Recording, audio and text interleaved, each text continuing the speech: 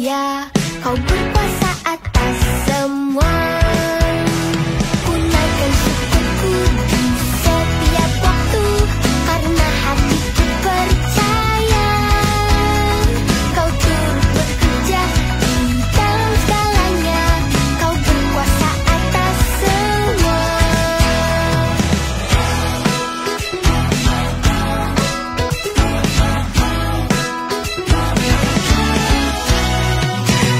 Shalom teman-teman semua, apa kabar hari ini? Ya, kakak berharap kita semua berada dalam keadaan sehat. Nah teman-teman, sebelum kita masuk dalam persekutuan kita, mari kita berdoa bersama-sama. Mari kita berdoa. Bapa kami dalam kerajaan surga, terima kasih untuk pertolongan-Mu. Sampai pada saat ini Tuhan masih menyertai kami. Dan sekarang kami akan mengikuti persekutuan. Kiranya Tuhan Yesus yang memberkati kami, memberkati hati dan pikiran kami, sehingga semuanya boleh terfokus hanya kepada Tuhan. Terima kasih Tuhan Yesus. Haleluya. Amin. Nah, teman-teman, sekarang kakak nih ada bawa dua benda ya. Di sini ada batu dan juga ada kapas. Pasti tahu ya, batu dan juga kapas.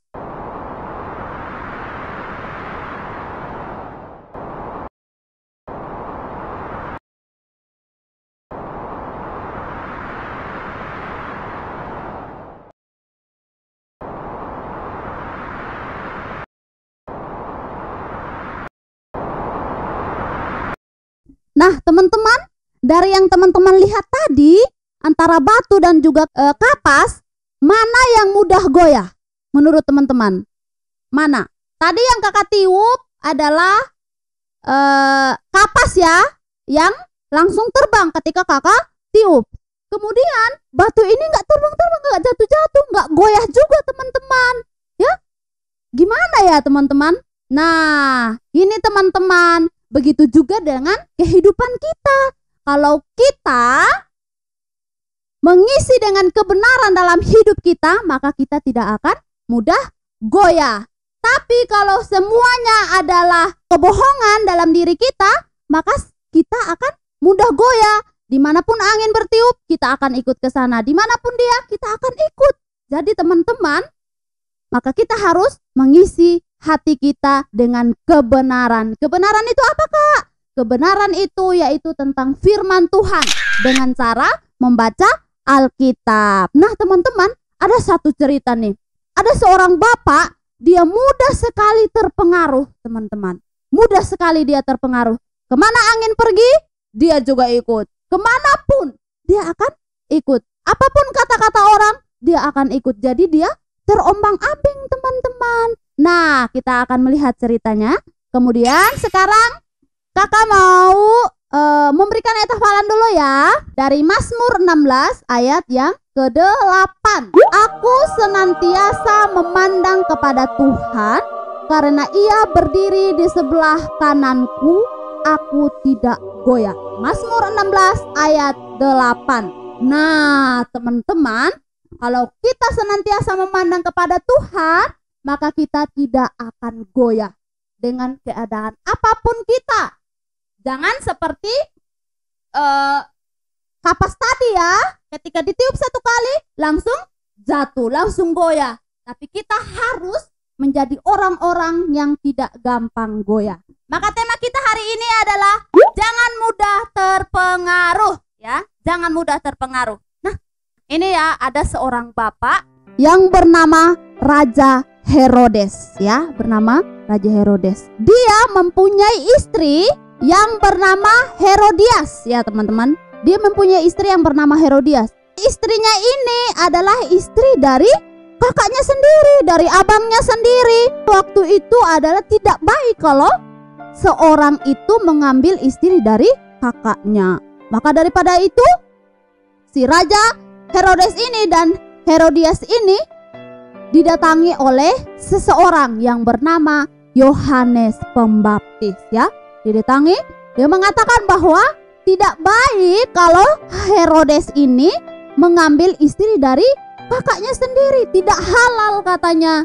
Tapi teman-teman, si Herodias ini dia tidak menerima apa yang dikatakan oleh Yohanes Pembaptis. Sehingga daripada itu teman-teman, dia terus mempengaruhi suaminya itu yang bernama Raja Herodes supaya Yohanes Pembaptis ini dihukum, bahkan dihukum mati teman-teman.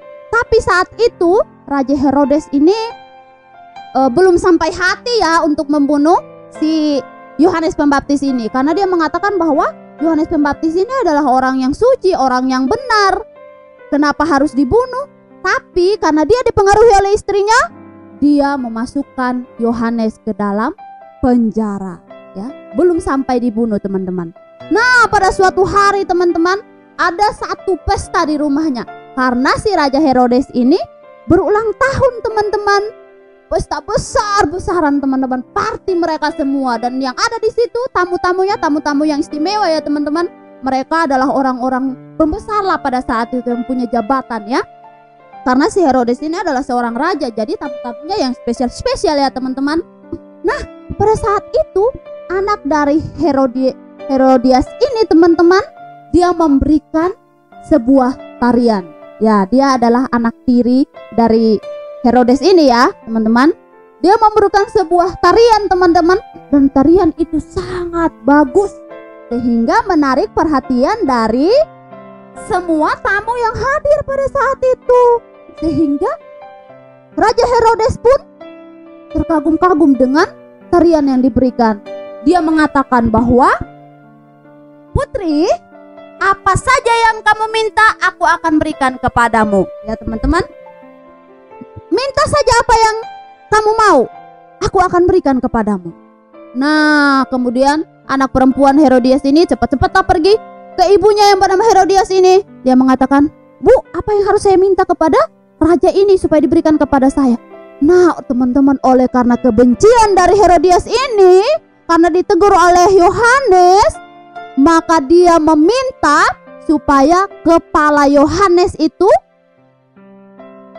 dipenggal teman-teman. Dan dia memberikan talam itu untuk tempat simpan kepala dari Yohanes Pembaptis ini. Padahal Yohanes Pembaptis ini udah dalam penjara teman-teman. Tapi oleh karena kebenciannya itu, dia dendam, dia tidak puas teman-teman ketika si Yohanes ini dipenjara. Dia harus mati. Nah, pada saat itu pun anak dari si Herodias ini datang kepada raja. Dia mengatakan, dia memberikan talam itu, "Saya mau kepala Yohanes berada di atas talam ini." Wah teman-teman, kaget dong ya si Bapak Herodes ini teman-teman. Padahal tadi sebenarnya Bapak Herodes ini tidak mau ya sampai membunuh si Yohanes Pembaptis ini. Dan dia juga senang terhadap si Yohanes Pembaptis ini. Apa yang dikatakan pun dia senang, tapi dia masih terombang-ambing teman-teman. Oleh karena dia terpengaruh dengan apa yang dikatakan oleh Herodias ini. Karena dia belum mengenal yang namanya kebenaran. Supaya kita tidak mudah terpengaruh teman-teman, maka kita harus tahu kebenaran. Kebenaran yaitu kebenaran tentang Yesus Kristus ya teman-teman. Nah saat itu juga teman-teman, dia mengambil keputusan untuk memenggal kepala dari si Yohanes Pembaptis ini. Dia menyuruh pengawalnya untuk pergi ke tempat Yohanes berada untuk dipenggal kepalanya teman-teman. Wah teman-teman, saat itu juga kepala si Yohanes ini dipenggal dan ditaruh di atas talam itu dan diberikan kepada Herodias ya. Teman-teman, gimana ya kalau misalnya teman-teman berada di situ? Gimana perasaannya dilihat kepala doang yang ada di talam itu? Wah, kalau kakak sih takut ya. Tapi teman-teman, pada saat itu si Raja Herodes ini merasa sangat menyesal karena dia telah berjanji untuk memberikan apa saja yang diminta oleh anak perempuan. Maka ketika anak perempuan itu minta kepala Yohanes, dia tidak bisa berkata apa-apa karena dia telah berjanji, bahkan dia bersumpah teman-teman. Maka saat itu pun si Raja Herodes ini merasa menyesal dengan apa yang sudah dia katakan. Ya, semuanya sudah lewat teman-teman. Oleh karena apa teman-teman? Karena dia tidak mempunyai kebenaran dalam kehidupannya. Nah, saat itulah teman-teman, murid-murid dari Yohanes Pembaptis ini mereka pergi mengambil mayat dari Yohanes ini yang tinggal badannya doang, kepalanya udah nggak ada, supaya dia dikuburkan, teman-teman. Sedih banget ya teman-teman. Nah teman-teman, bagaimanakah dengan kita teman-teman? Apakah kita masih mudah terpengaruh dengan keadaan dunia pada saat ini? Mungkin kita masih mudah terpengaruh dengan apa yang kita punya. Mungkin sekarang kita punya handphone nih. Ya kalau di handphone tau lah teman-teman, mungkin nge-game-nya itu nggak berhenti-berhenti, sehingga kita sudah terpengaruh dengan nge-game itu, sehingga kita tidak mau lagi mendengar apa yang dikatakan oleh orang tua kita. Mungkin kita terpengaruh dengan apa yang dikatakan oleh teman-teman kita yang mungkin nakal dan membawa kita untuk menjadi sama seperti dia. Maka kalau kita tidak mau untuk terpengaruh, kita harus memegang yang namanya kebenaran, ya. Kita harus penuhi hidup kita dengan kebenaran firman Tuhan, yaitu terus membaca Alkitab, ya teman-teman. Jadi teman-teman, kita harus menjadi anak-anak yang memegang kebenaran itu, tetap pada pendirian kita. Nah teman-teman, jangan mudah terpengaruh. Ini ada dua teman-teman. Ketika kita tahu bahwa itu adalah kebenaran, maka kita jangan mudah terpengaruh, jangan mudah digoyahkan. Tapi kalau itu adalah yang salah, ya kita juga harus tetap pada pendirian kita. Jadi kita harus bisa membedakan nih, yang baik dan juga yang salah. Kalau baik kita terus pertahankan, jangan goyah. Kalau salah, ya kita pertahankan kebenaran yang kita tahu tentang Yesus Kristus. Maka kita harus memandang kepada Tuhan supaya kita jangan goyah, karena Tuhan Yesus selalu berada bersama-sama dengan kita di sebelah kanan kita. Nah teman-teman, mudah-mudahan firman Tuhan ini boleh menjadi berkat bagi kita. Kita boleh menjadi anak-anak Tuhan yang tidak mudah terpengaruh dengan apapun. Tuhan Yesus memberkati. Mari kita berdoa. Tuhan Yesus yang baik, terima kasih untuk pertolongan-Mu.